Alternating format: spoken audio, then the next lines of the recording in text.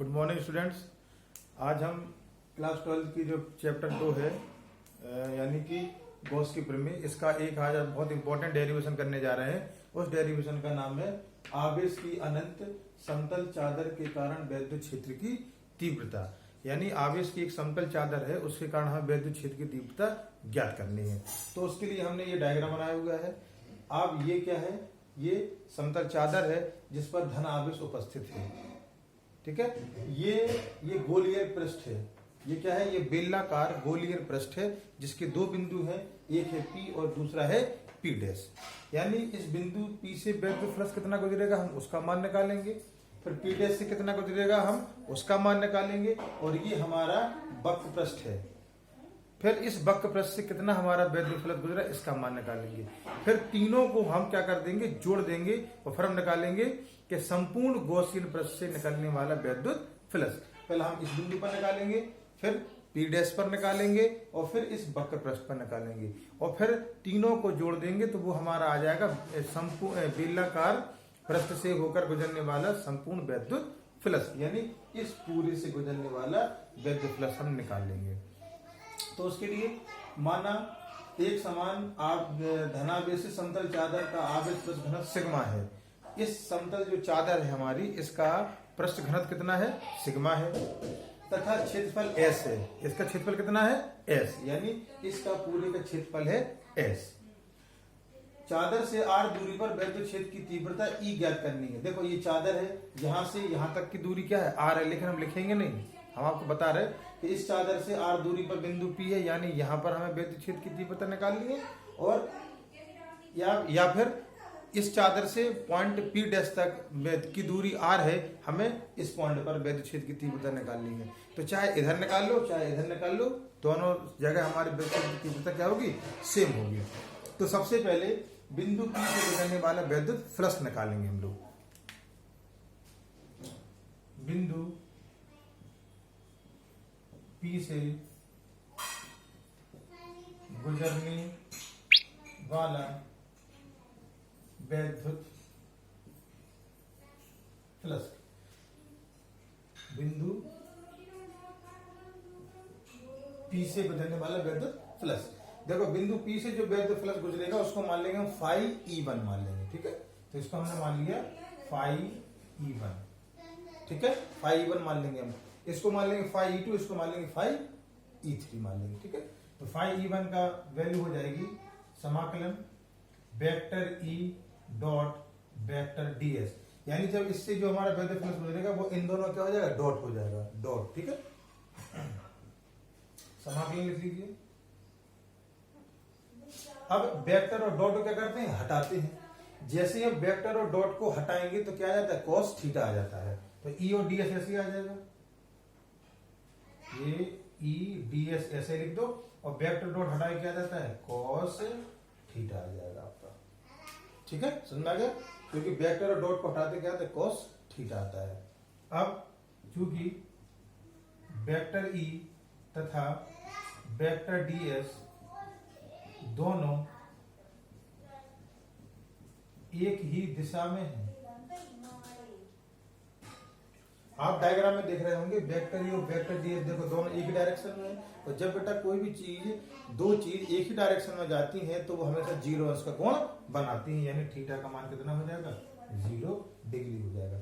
इस थीटा का मान हम यहाँ पर रख देंगे तो हो जाएगा फाई E1 बराबर E ds cos 0।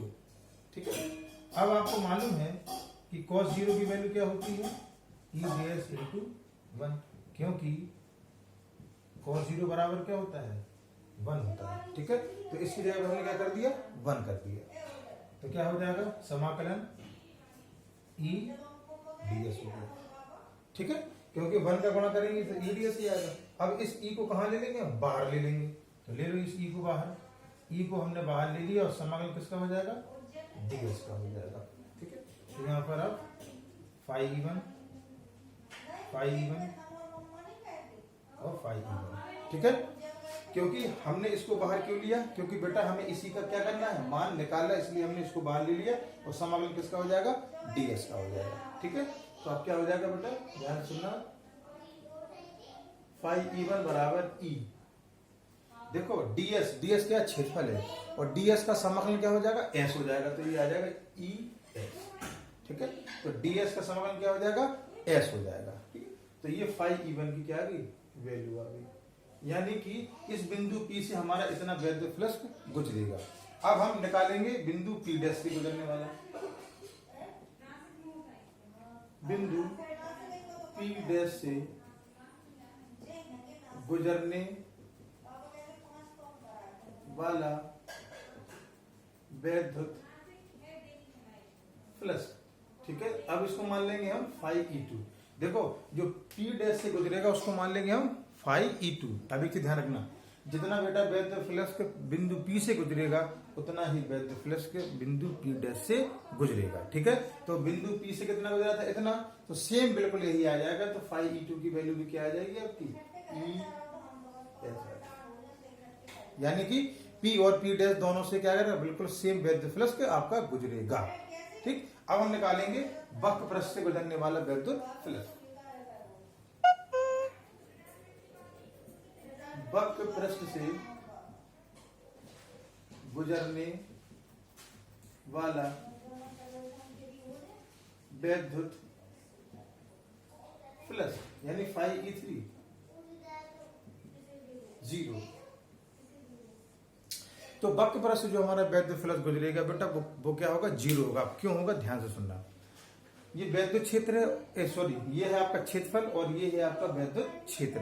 तो जो वैद्युत क्षेत्र वेक्टर E है वो क्षेत्रफल कैसी है, लंबवत है। यानी ये जो वेक्टर E है ये क्षेत्रफल क्या है, लंबवत है, और लंबवत में cos 90 का मान कितना होता है, 0 होता है।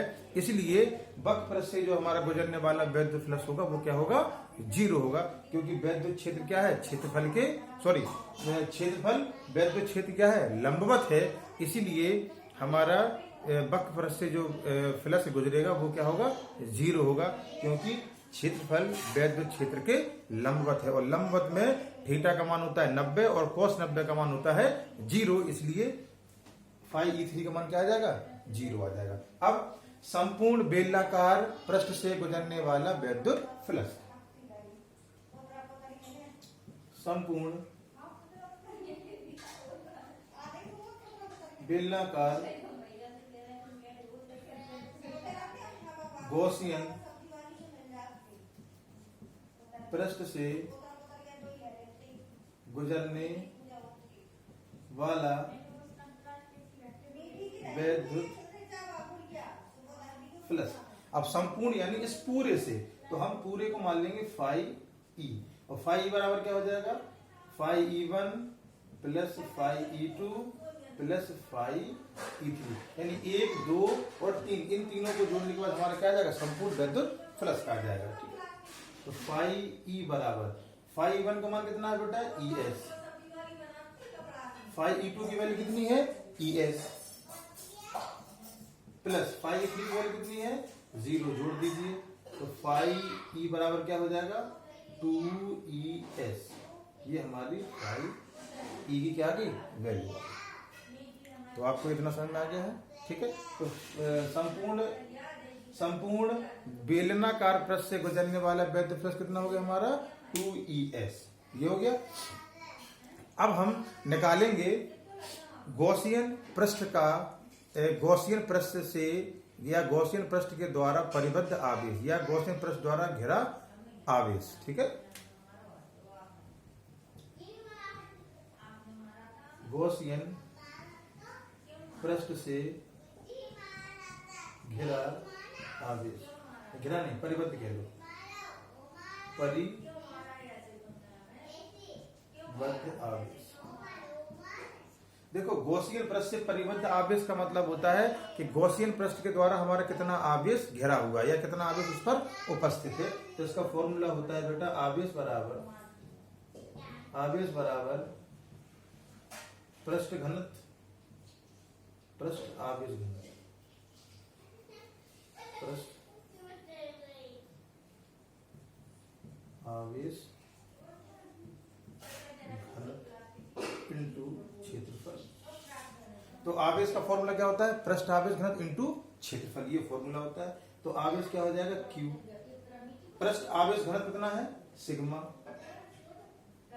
इंटू क्षेत्रफल कितना है, क्षेत्रफल है आपका कितना, एस, तो ये आ जाएगा एस। तो क्यू बराबर क्या आ जाएगा, क्यू बराबर आ जाएगा सिग्मा एस, ये आ गया आपका। ठीक है, तो हमने गॉसियन पृष्ठ से परिबद्ध क्या निकाल लिया, आवेश, तो आवेश बराबर हो जाएगा पृष्ठ आवेश घनत्व इंटू क्षेत्रफल।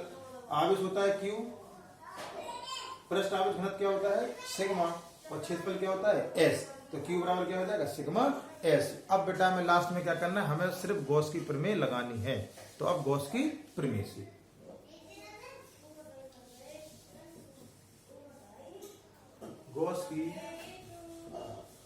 से अब हम क्या लगाएंगे, गॉस की प्रमेय लगाएंगे। ठीक है, गॉस की प्रमेय क्या होती है, फाई ई बराबर क्यू अपॉन एप्सिलॉन 0, ये होती है गॉस की प्रमेय। ठीक, इसको हम समीकरण क्या मान लेंगे, एक। अब समीकरण एक में फाई ई तथा क्यू का मान रखने पर, यानी फाई और क्यू का मान रखने पर, समीकरण एक में फाई ई तथा क्यू का मान रखने पर। ठीक, तो फाई ई की वैल्यू कितनी है, 2ES बराबर क्यू की वैल्यू कितनी है, सिग्मा एस बटे में कितना है, एप्सिलॉन 0। ठीक है बेटा, अब बेटा हमें मान किसका निकालना है, ई का। तो ये जो 2S है ये कहाँ आ जाएगा, एप्सिलॉन 0 के साथ नीचे आ जाएगा। तो ई बराबर सिग्मा एस अपॉन ये दोनों चीज इसके नीचे आ जाएंगे, यानी 2S एप्सिलॉन। आगे इस S से ये S क्या हो जाएगा, कैंसिल। तो E बराबर हो जाएगा सिग्मा अपॉन 2 एप्सिलॉन 0।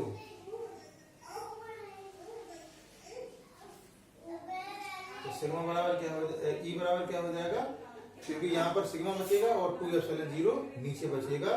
तो ये आपका क्या हो गया, ये आपका प्रूव्ड हो गया। ठीक है, तो समतल आवेश की समतल चादर के कारण वैद्युत क्षेत्र की तीव्रता का फॉर्मूला क्या होता है, E बराबर सिग्मा अपॉन 2 एप्सिलॉन 0। तो बेटा आपने ये आज डेरिवेशन देखा, तो मुझे उम्मीद है कि आप लोगों को ये डेरिवेशन समझ में आ गया होगा, या जब आप वीडियो देखेंगे तो देखने के बाद ये आपको समझ में आ जाएगा।